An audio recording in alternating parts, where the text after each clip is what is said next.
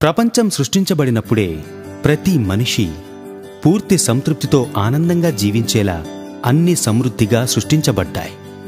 కానీ వాస్తవానికి నేడు ఈ పోటీ ప్రపంచంలో సంతోషకరమైన జీవితాన్ని జీవించడమనేది జీవితంలో విజయం సాధించిన కొంతమంది ధనవంతులకి, క్రీడాకారులకి, నటులు నటీమణులకి, రాజకీయవేత్తలు మరియు వ్యాపారవేత్తలకే ఇది సాధ్యమైంది. కానీ మనలో చాలామంది దైనందిన ప్రాథమిక అవసరాల కోసమే పోరాడాల్సి వస్తోంది. మన కలల వెంట పరుగులు తీస్తూ సర్దుకుపోతూ జీవితాన్ని గడుపుతున్నాం. ఇటువంటి పరిస్థితుల్లో మనం సరైన ప్రయత్నాల్నే పెట్టుబడిగా పెట్టి సకల సౌకర్యాలు గల జీవితాన్ని ఆస్వాదించేందుకు ఏదైనా మార్గం ఉందా అన్న ప్రశ్నకు ఆరాటం మాత్రమే సమాధానంగా ఉన్న స్థితిలో లేదు. మార్గం ఉంది అని చెప్పగలిగే ఒకే ఒక మార్గం నెట్వర్క్ మార్కెటింగ్.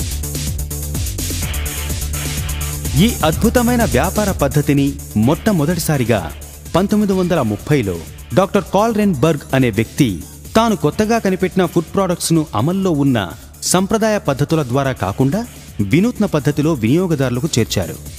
ఈ పద్ధతిలో ఈ వ్యాపార విధానం తొలుత యుఎస్ఏలో ప్రారంభమైంది. అక్కడ కొన్ని కంపెనీలు తమ నాణ్యత గల ఉత్పాదనలను డైరెక్ట్గా వినియోగదారులకు పరిచయం చేశారు. దాంతో తృప్తి చెందిన వినియోగదారులు నోటి మాట ప్రచారం ద్వారా తమ స్నేహితులకు, బంధువులకు వీటిని పరిచయం చేశారు. దీనితో ఈ వ్యాపారంలో ఉన్న పంపిణీదారులు ఈ కొత్త మార్కెటింగ్ పద్ధతి ద్వారా అనూహ్యమైన ఆదాయాన్ని పొంది దీన్ని ప్రపంచానికి పరిచయం చేశారు. ఉదాహరణకు, ఒక సామాన్య పెయింటర్ ఈ వ్యాపార విధానాన్ని అనుసరించి తను కలలో కూడా ఊహించని విలాసవంతమైన జీవితాన్ని ఇప్పుడు జీవిస్తున్నారు. ఒక సాధారణ వెల్డర్ ప్రపంచంలోని అన్ని విలాసాలను ఆస్వాదిస్తున్నారు. ఈ వ్యక్తులు మాత్రమే కాదు, ఇంకా ఎంతోమంది విజయం సాధించారు. ఈ కొత్త వ్యాపార విధానం గత 85 ఏళ్లుగా సుమారు 165 దేశాల్లో విజయవంతంగా జరుగుతోంది. అది మాత్రమే కాకుండా ఇప్పుడిది ప్రపంచవ్యాప్తంగా $multi-billion పరిశ్రమగా మారింది.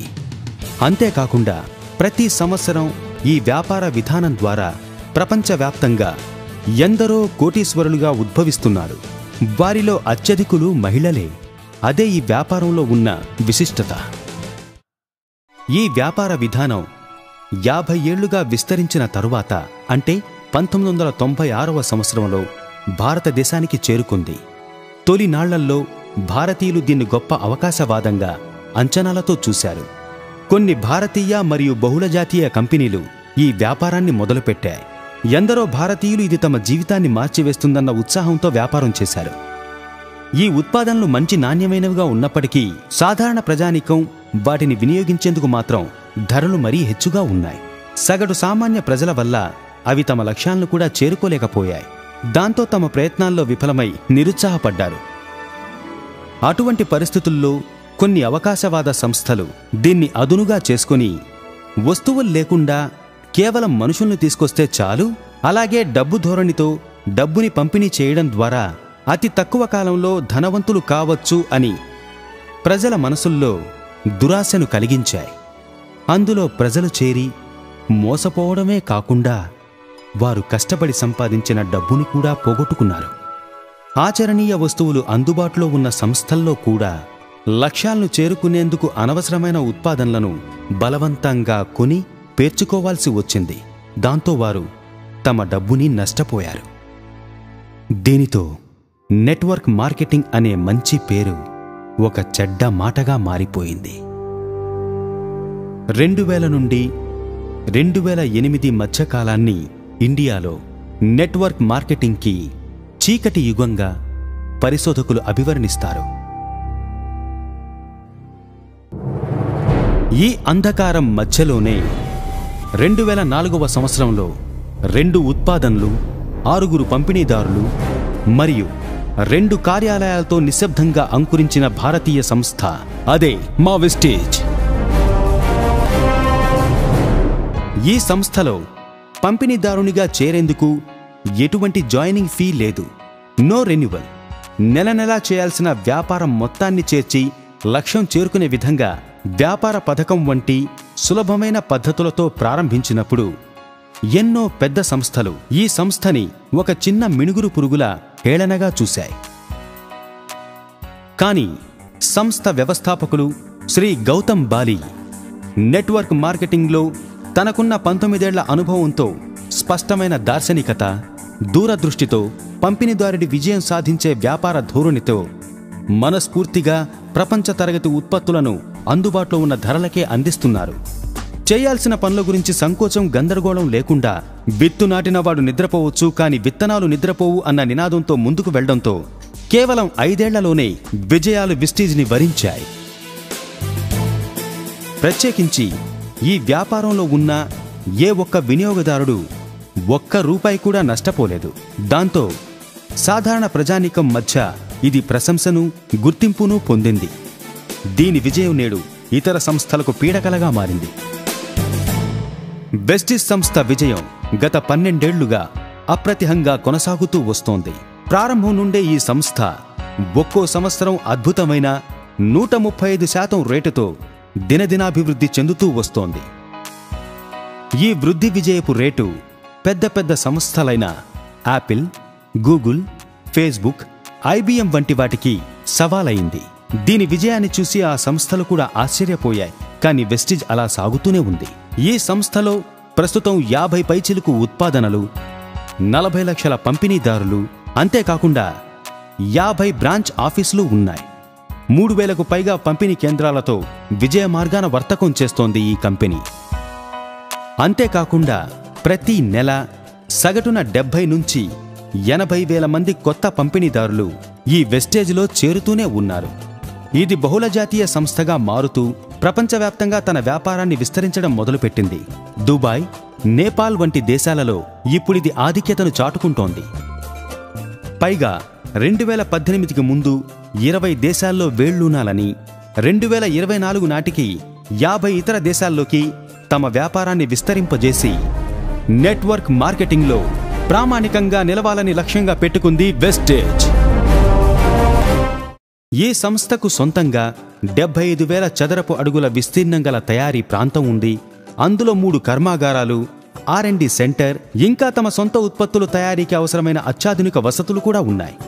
ఈ రోజు ఈ సంస్థలో 1000 మందికి పైగా ప్రతి నెల ₹1,00,000 పైగా సంపాదిస్తూ సంతోషంగా ఉంటున్నారు.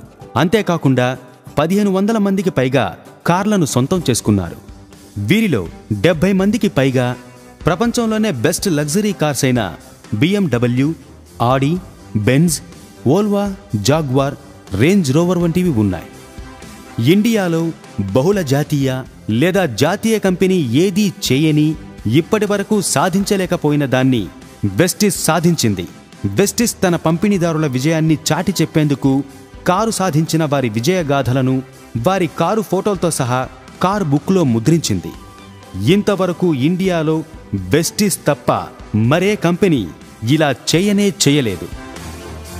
అతి తక్కువ సమయంలోనే ఇండియాలో బహుళ జాతీయ లేదా జాతీయ కంపెనీ ఏదీ సాధించలేని విజయాన్ని 20 ఏళ్లలో వెస్టేజ్ ఎలా సాధించింది అన్న సంశయం రావచ్చు.